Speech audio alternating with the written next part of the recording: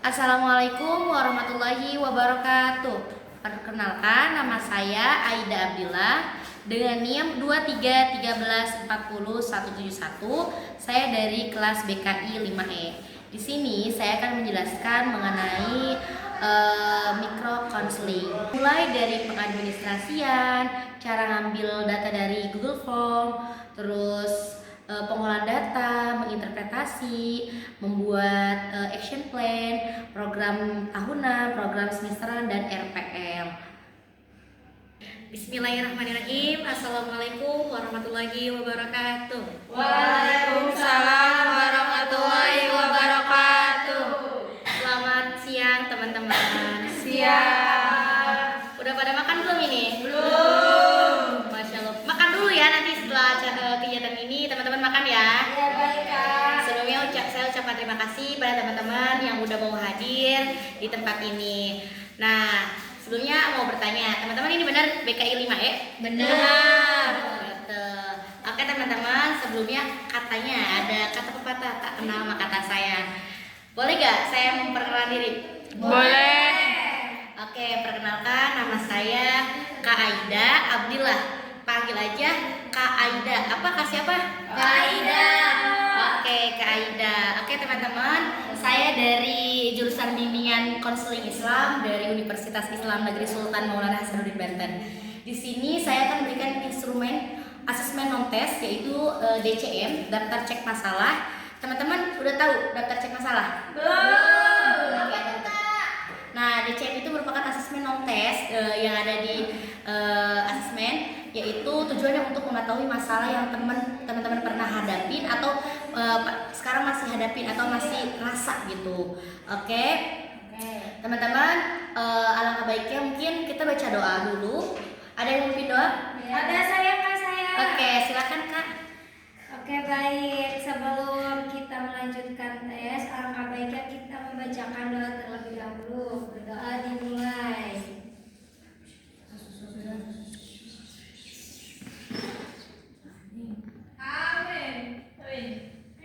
Berdoa selesai. Oke, terima kasih. Siapa Kak Septi? Aku Kak Septi. Oke, Kak Septi. Terima kasih Kak Septi. Oke, silakan masuk Kak. Bergabung boleh? Bergabung saja. Nah, teman-teman, asesmen notes ini kita akan megang teguh asas kerahasiaan. Jadi teman-teman gak usah takut untuk mengisi link ini karena kita sebagai konselor akan menjaga kerahasiaan data ataupun jawaban dari teman-teman. Jadi maka daripada itu, saya harap teman-teman mengisi dengan jujur dan tidak ada paksaan. Ada yang mau ditanyakan sebelum itu? Tidak. Udah paham? Paham. Oke, paham. Mungkin untuk kita memulai, mungkin untuk terlebih dahulu kita rapikan tempat duduk teman-teman agar lebih rileks dan nyaman untuk mengisi instrumennya. Oke. Sudah teman-teman? Sudah. Oke teman-teman, boleh setelah itu cuman ada handphone yang ada di atas meja, buku atau yang bisa mengganggu konsentrasi teman-teman boleh dipinggirkan dulu atau dimasukkan dalam kertas. Oke? Sudah? Oke, sudah. Kalau sudah, saya mau beri waktu nih sama teman-teman. Takut ada yang mau toilet, takut ada yang mau ambil air minum. Ada? Tidak ada. Benar, tidak ada sama sekali? Oke, mungkin bisa dilanjut ya teman-teman? Bisa Kakak. Oke, kita akan mulai kegiatannya. Sebelumnya teman-teman, saya udah kirim link ke Kosmanya. Kak Septi Kosmanya ya tadi yang udah dicetak saya. Oke, Kak Septi boleh share ke grup kelasnya. Oke teman-teman nih, saya udah kirim link ke Kosmanya. Udah dikirim? Sudah Kakak. Sudah. Nah teman-teman boleh buka instrumennya. Nanti bakal ada tampilannya isi data. Nah ini untuk slide pertama itu data identitas dari nama, nomor absen, asal sekolah, kelas, jenis kelamin, terus ada tanggal pengerjaannya. Teman-teman isi dulu. Ya Kak. Oke, saya kasih waktu 1 menit ya. Cukup ya? Ya. Sudah isi semua? Sudah. Berarti bisa lanjut ya ke berikutnya ya. Baik Kak. Ya. Oke, bentar dulu ya. Nih teman-teman, saya akan ngasih contoh dari cara pengerjaan dari asesmen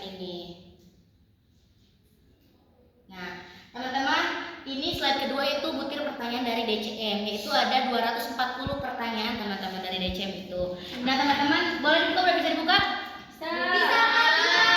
Yang pertama yaitu sering sakit ketika SD. Ya tidak. Ketika teman-teman merasa pernah pas SD merasa sering sakit, berarti jawabnya iya. Kalau tidak jawabnya iya. Oke, nah nih terus ada sering sakit ketika SMP. Kalau iya berarti checklist iya. Oke, kalau tidak berarti jawab iya ya. Oke, udah paham berarti? Iya. Ada yang mau ditanyakan sebelum dimulai?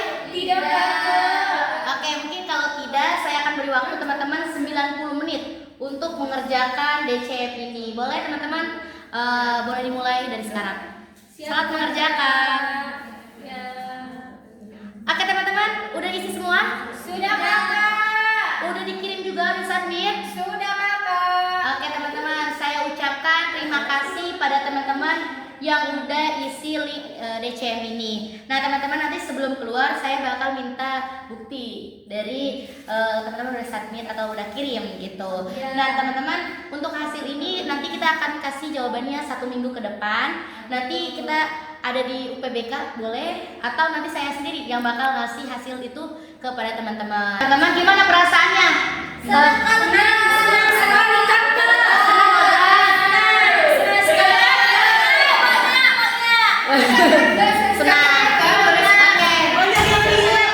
Oke, bagus.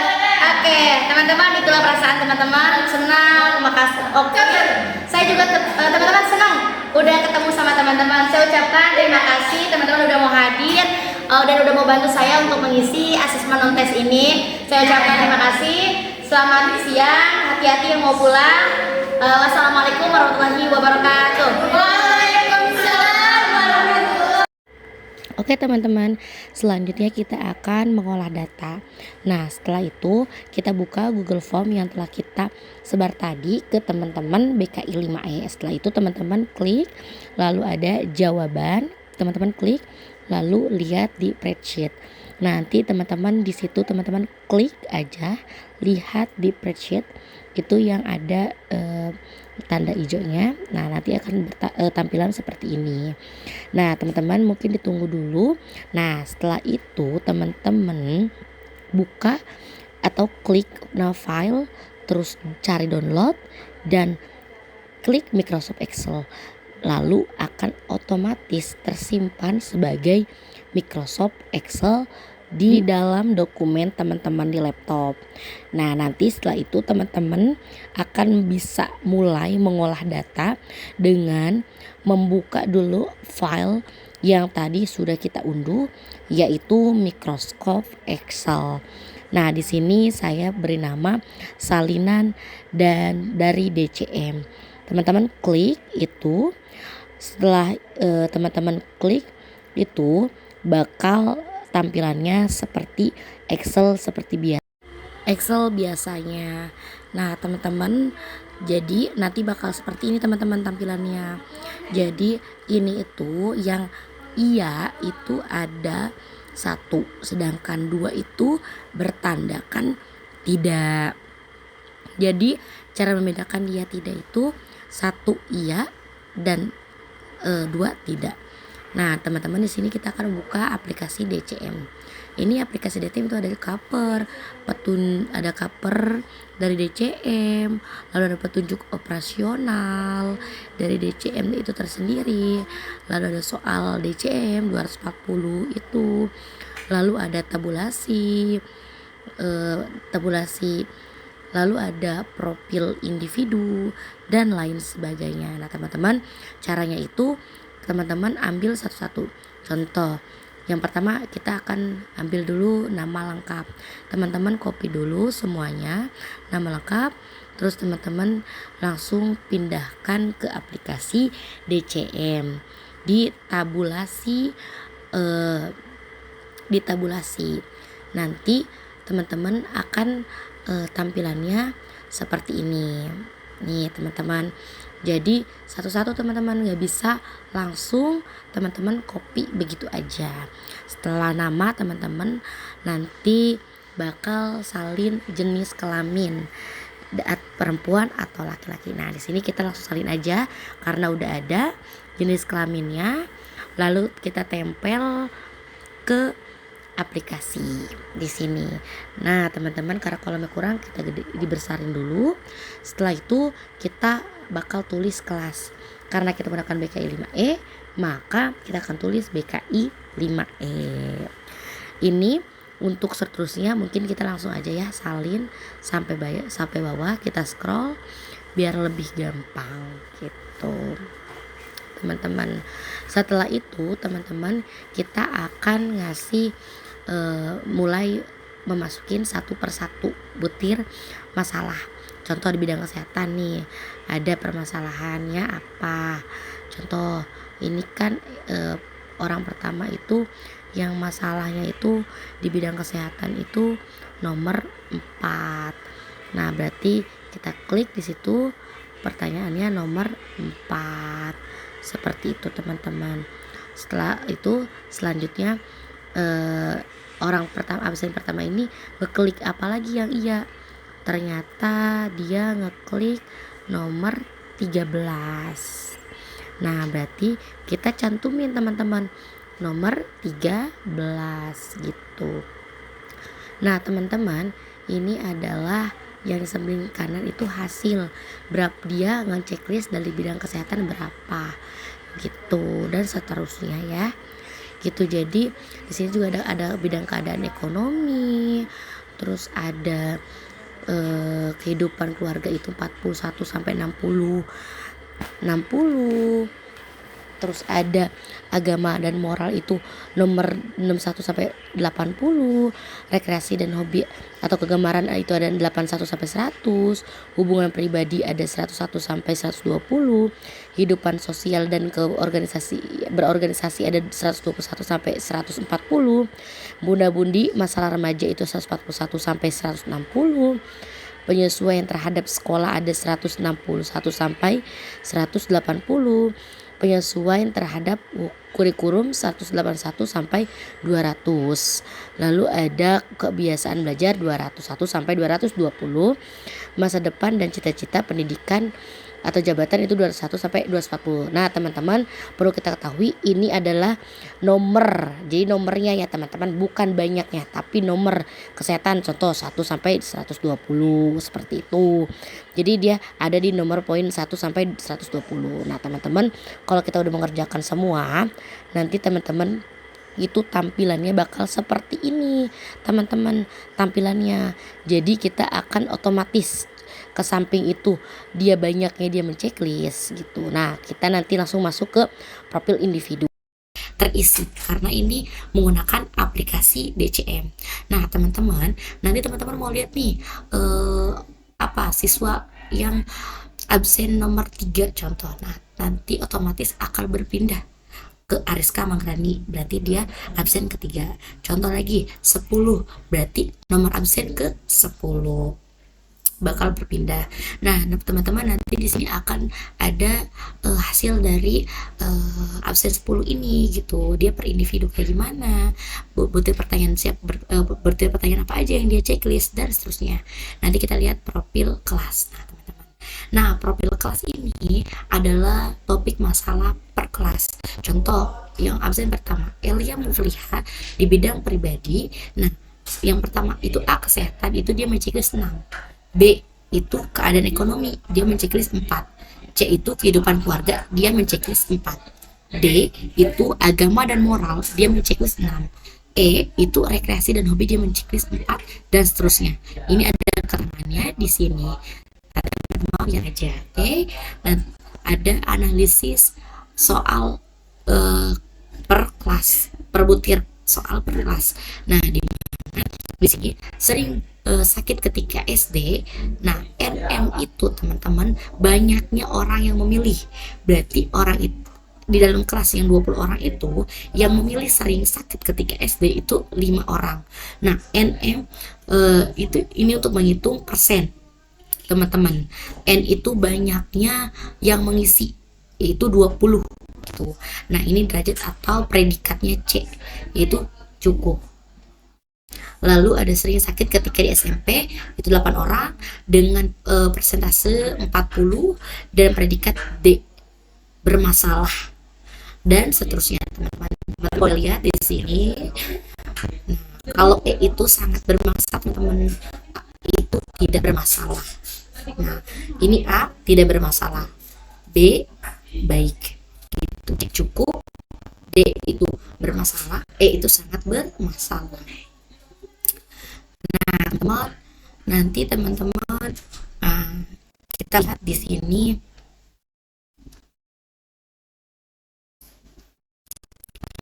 Ya sih teman, yaitu ada analisis per topik paralel. Yang pertama itu ada bidang pribadi. Nah teman, ini NM itu banyaknya di bidang kesehatan yang checklist. Banyaknya N itu banyaknya orang atau responden. NM itu yaitu banyaknya responden dan soal. Soal kan tadi setiap soal itu ada 20 pertanyaan per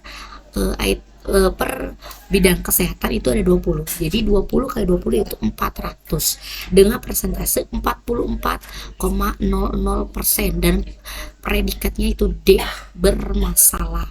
Nah, teman-teman, kita cara memprioritaskannya itu ini ada di bidang apa yang paling besar, yaitu bidang pribadi dengan persentase 123,25% dengan predikat E, sangat bermasalah. Lalu yang kedua yaitu bidang belajar dengan persentase 89,25% dengan predikat juga E, sangat bermasalah. Dan sosial 84,50% dengan predikat E, juga sangat bermasalah. Dan karir 44,00 dengan predikat bermasalah. Mengasih layanan berarti kita harus tahu masalah apa yang paling besar, berarti di bidang pribadi karena persentasenya itu sangat besar. Lalu setelah itu baru belajar, baru setelah itu sosial dan karir. Nah, Teman-teman, setelah tadi kita mengolah data, mari kita akan menginterpretasikan dari hasil data yang sudah kita olah. Teman-teman, ternyata di bidang kesehatan itu yang terdapat hasil tertinggi di bidang kesehatan itu yaitu sering kurang tidak dapat tidur dengan persentase 17 responden. Teman-teman, 17 anak memilih bahwasannya dia itu dapat kesehatan itu sering kurang atau tidak dapat tidur. Lalu ada di bidang keadaan ekonomi itu yaitu saya mengharapkan memperoleh beasiswa dengan persentase 17 responden juga, teman-teman. Lalu ada kehidupan keluarga. Nah, teman-teman, kehidupan keluarga itu pertengkaran ayah dan ibu di rumah mengganggu pikiran saya. Jadi ingin mengadakan perubahan di rumah dengan persentase 10 responden yang memilih di bidang kehidupan keluarga. Lalu agama dan moral itu ada saya merasa berdosa sekali dengan persentase 12 responden atau 12 anak memilih ini. Lalu ada rekreasi dan hobi, itu ada saya lebih suka membaca buku hiburan daripada buku-buku pelajaran, dan keinginan untuk rekreasi sering terhalang. Persentasenya itu 13 responden yang memilih ini. Lalu di bidang pribadi itu ada saya ingin hidup lebih tenang dengan persentase 17 responden yang memilih. Lalu ada kehidupan sosial, keaktifan berorganisasi, yaitu merasa malu jika berhadapan dengan orang banyak dengan persentase 14 responden. Lalu ada muda-mudi atau masalah remaja, yaitu memilih calon suami atau istri sukar bagiku. Terus sukar bergaul dengan jenis kelamin lain.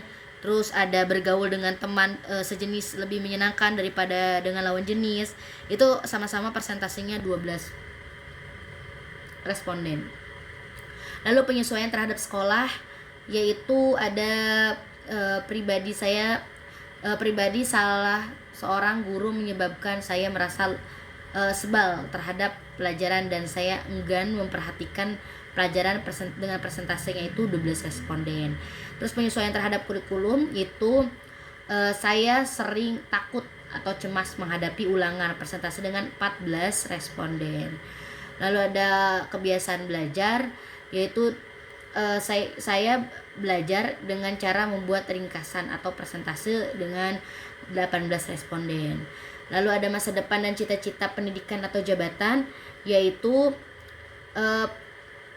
saya ingin mengetahui bakat dan kemampuan saya dengan persentase 19 responden. Lalu mungkin itu saja teman-teman cara menginterpretasinya. Jadi kita tahu nih bidang masa depan, hubungan pribadi dan lain sebagainya itu topik apa atau butir pertanyaan apa yang bermasalah di bidang itu teman-teman, dan harus kita tangani secara cepat. Jadi kita tahu cara memprioritaskan permasalahan apa yang harus kita berikan layanan apa yang harus kita berikan kepada peserta didik atau mahasiswa ini gitu teman-teman. Setelah kita mengolah data dan menginterpretasi, lalu kita akan membuat action plan, program tahunan, program semesteran, dan RPL. Oke teman-teman, setelah tadi kita olah menggunakan aplikasi DCM, nah nanti kita akan membuat action plan dari permasalahan yang bermasalah di BKI 5C ini. Oke, yang pertama kita akan di sini nih di bidang pribadi itu ada yang namanya topik ada kesehatan, keadaan ekonomi, kehidupan keluarga, agama dan moral, rekreasi dan hobi. Nah, di sini permasalahan apa yang paling tertinggi? Nah, ternyata yang masalahnya tertinggi itu ada di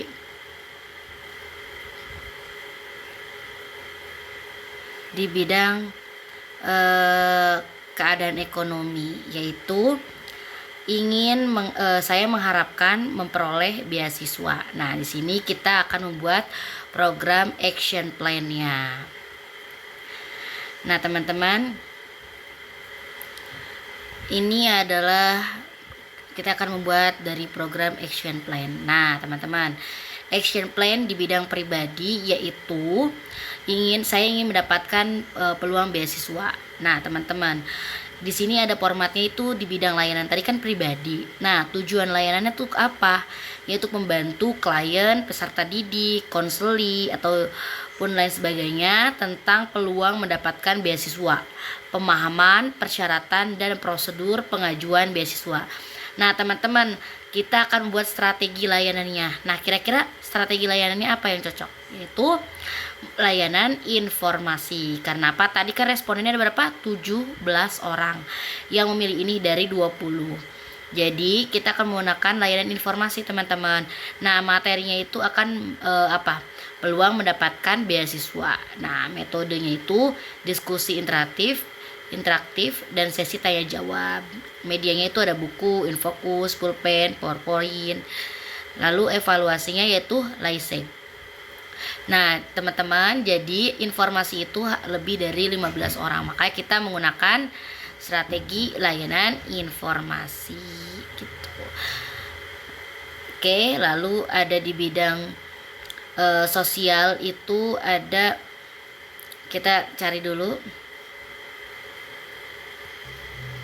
Nah, teman-teman, lalu ada di bidang sosial yaitu ada hubungan pribadi, kehidupan sosial, keaktifan berorganisasi, dan muda-mudi masalah remaja. Nah, di sini butir pertanyaan apa sih yang paling berat? Yaitu kita cari dulu. Ini ada 14. Ada yang lebih gede dari 14 enggak? Nah, ada ternyata teman-teman di bidang hubungan pribadi, yaitu saya ingin hidup lebih tenang, dengan responden 17 orang dan dikategorikan sangat bermasalah. Oke, teman-teman. Nah, di sini action plan kita yaitu tujuannya itu menguasai teknik pengelolaan pikiran. Jadi peserta didik itu menguasai teknik pengelolaan pikiran dan emosi agar mampu merespon tekanan hidup secara tenang dan proaktif, sehingga dapat menciptakan kenyamanan batin dalam kehidupan sehari-hari. Nah, kita menggunakan strategi layanan informasi lagi teman-teman. Nah, itu nanti kita untuk materinya itu menciptakan ketenangan batin, seni mengelola pikiran dan emosi untuk hidup lebih tenang. Kita bakal menggunakan metode diskusi tentunya. Medianya itu pulpen, buku. Nah, dan evaluasinya itu kita menggunakan LAISEG saja. Gitu teman-teman. Lalu ada di bidang belajar. Di sini kita cari dulu bidang belajar itu yang paling bermasalah apa. Oke teman-teman, di sini di bidang belajar itu ada penyesuaian terhadap sekolah, penyesuaian terhadap kurikulum, kebiasaan belajar. Nah teman-teman, masalah yang tertinggi di bidang belajar ini apa? Kita lihat dulu. Ini ada 14 orang. Coba kita cari lagi, takut ada yang lebih. Nah, ini teman-teman. Saya sering takut atau cemas menghadapi ujian. Nah, karena dia merasa takut, maka kita akan kasih layanan bimbingan kelompok. Karena tadi respondennya baru 14 orang ya, teman-teman. Karena menurut Prayitno itu bimbingan kelompok itu bisa dilakukan maksimal 15 orang. Karena tadi respondennya 14, maka kita bisa nih pakai bimbingan kelompok. Nah, untuk tujuannya tuh membantu mahasiswa mengelola rasa takut dan cemas agar dapat menghadapi ulangan dengan lebih tenang dan percaya diri. Nah, kita di sini materinya tuh strategi belajar efektif dan manajemen waktu. Nah, tapi kita menggunakan topik tugas teman-teman. Jadi topik tugas yang disiapkan oleh konselor atau PK-nya. Nah, di sini kita menggunakan diskusi kelompok atau individual. Nah, atau kita menggunakan simulasi ulangan gitu. Di sini juga kita menggunakan media buku, infocus, pulpen, PowerPoint. Terus lalu evaluasinya itu kita menggunakan LAISEG saja, teman-teman. Nah, selanjutnya itu di bidang karir. Teman-teman kita cari dulu di bidang karir, permasalahan apa yang paling tertinggi. Nah, teman-teman, di bidang karir itu cuma ada masa depan, cita-cita, pendidikan atau jabatan. Kita lihat masalah yang terbesar itu ada di saya ingin mengetahui bakat dan kemampuan saya. Dengan responden 19 responden. Dengan predikat sangat bermasalah. Berarti kita akan ngasih layanan apa teman-teman untuk 19 orang itu? Kita akan mengenakan layanan informasi karena tadi responden itu 19 orang. Nah, yaitu tujuannya itu untuk membantu siswa memahami dan mengenali bakat serta kemampuan diri secara lebih jelas untuk mengembangkan potensi dan perencanaannya. Nah, kita menggunakan materi teknik mengenali bakat melalui tes. Jadi kita menggunakan tes asesmen. Nah, teman-teman, lalu ada tes bakat dan minat standarisasi. Jadi kita akan menggunakan tes minat bakat yaitu asesmen BK tes. Itu medianya kita menggunakan PowerPoint aja biar teman-teman bisa mengenali perbedaan asesmen itu. Lalu untuk evaluasinya LAISEG saja. Nah, teman-teman, setelah kita membuat action plan, kita akan membuat jadwal tahunan gitu. Nah, teman-teman, di sini ada di bulan Juli. Nah, di bulan Juli ini kita melakukan asesmen kebutuhan itu di minggu ketiga. Lalu mendapatkan dukungan kepala dan komite sekolah atau kampus itu di bulan Juli, tapi minggu pertama dan ketiga gitu. Terus mendapatkan dasar perencanaan layanan itu di minggu keempat sudah mendapatkan gitu. Nah, di sini kita menggunakan layanan orientasi, layanan informasi dan lain sebagainya. Nah, teman-teman, tadi kita cuma menggunakan informasi dan bimbingan kelompok. Lalu ada salah satunya itu penempatan dan penyaluran. Nah, teman-teman, di sini kita jadwalkan berapa kali kita mau melakukan bimbingan kelompok dan layanan informasi itu dan penempatan dan penyaluran dalam setahun.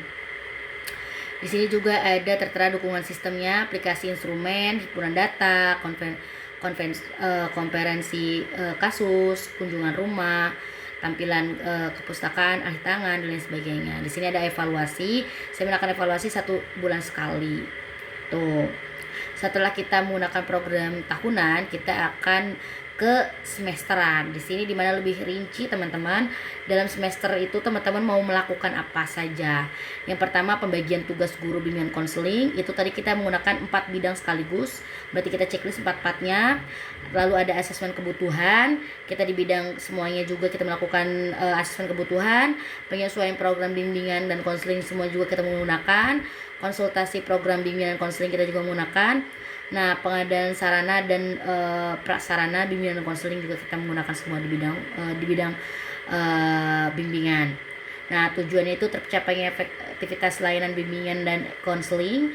Waktunya itu dari bulan Juli. Sasaran BK 5E. Lalu ada instrumen kebutuhan, yaitu terungkapnya kebutuhan peserta didik atau konseling atau mahasiswa. Lalu ada layanan bimbingan dan konseling lebih terarah dan yang sasaran, sesuai sasaran. Lalu konsultasi program bimbingan konseling ini kita tujuannya itu untuk mendapatkan dukungan dari kampus. Terus pengandaan sarana dan prasarana itu kita tujuannya itu terpenuhinya kebutuhan sarana dan penunjang keberhasilan layanan BK.